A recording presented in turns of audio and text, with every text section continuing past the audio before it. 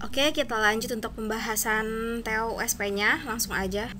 Nah, pada gambar ini kira-kira itu termasuk ke jaringan apa? Kalau misalnya dilihat dari gambar, itu adalah epitel pipih selapis.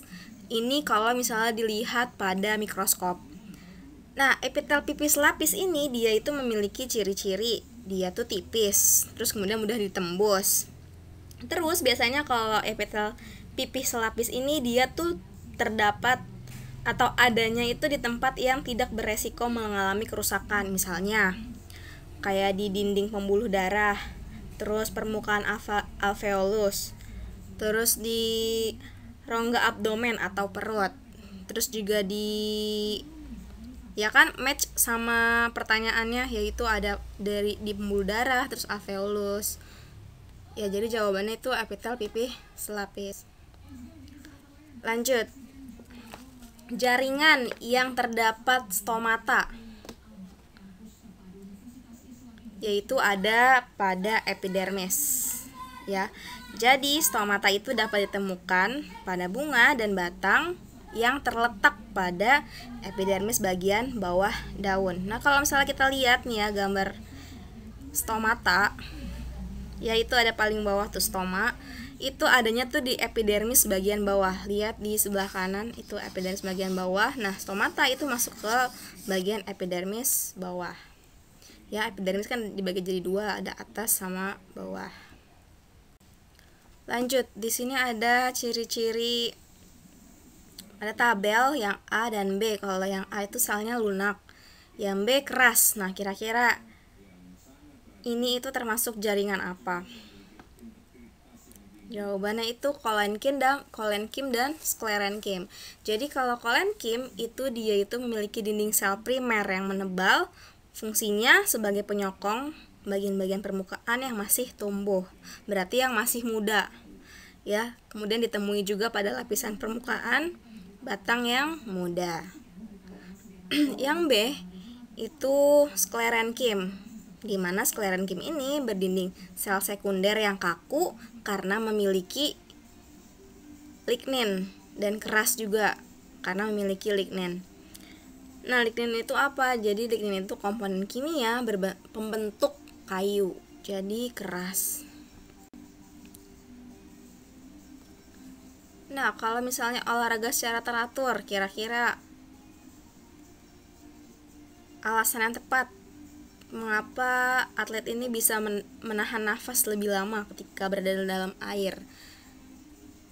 Ya, ternyata disebabkan kalau misalnya seorang yang berolahraga teratur itu dapat meningkatkan kapasitas vital paru-paru dan menyalurkan oksigen ke dalam darah. Ini jawabannya ya. Nah, apa itu kapasitas vital? Jadi kapasitas vital itu adalah jumlah udara maksimum yang dapat dikeluarkan dari paru-paru. Di sini ada wacana mengenai ibu hamil dengan menggunakan ekstasi ya. Kira-kira apa sih yang nanti akan terjadi pada janinnya, terutama bagian perkembangan motoriknya? Terhambat karena pertumbuhan sel saraf penyusun otak ini terhambat. Nah, cuman kemudian di sini Tono dia terkena cacar. Terus saat dewasa ternyata cacar itu tidak muncul lagi.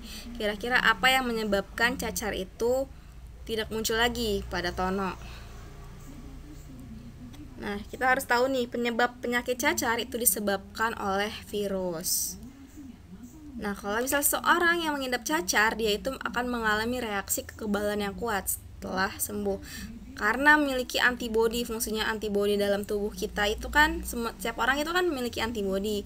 Fungsinya itu untuk melawan infeksi, misalnya dari virus atau dari bakteri, pokoknya sesuatu yang bersifat parasit.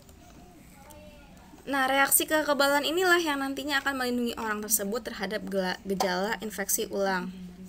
Jadi nanti tubuh Tono itu telah membentuk antibodi untuk melawan virus cacar. Jadi ketika misalnya virus cacar ini muncul lagi, antibodi kita udah kuat, udah mengenali virus tersebut. Jadi ketika misalnya dia datang lagi, tubuh kita udah mampu untuk melawan virus cacar tersebut. Jadi nggak akan sakit lagi. Nah, di sini fase menstruasi ya. Di sini dijelasin kalau misalnya adanya sekresi FSH. Terus juga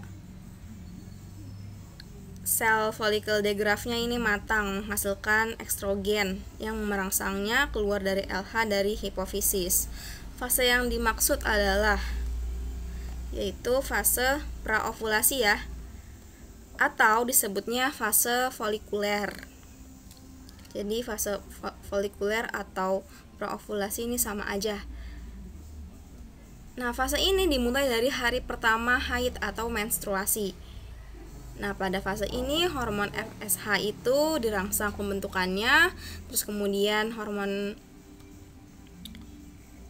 merangsang. Nah, hormon FSH ini akan merangsang si kelenjar hipofisis ini untuk menghasilkan atau memproduksi hormon LH.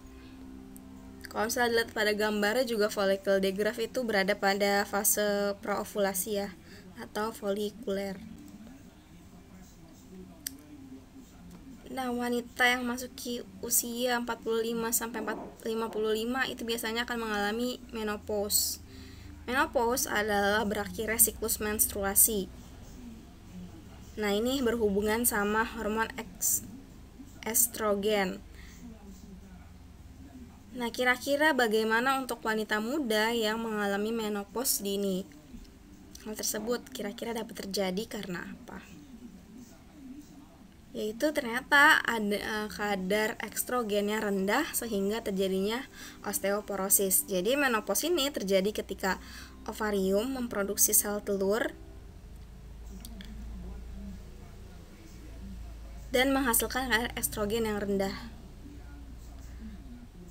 Maksudnya menopause ini ketika ovarium itu berhenti untuk memproduksi sel telur.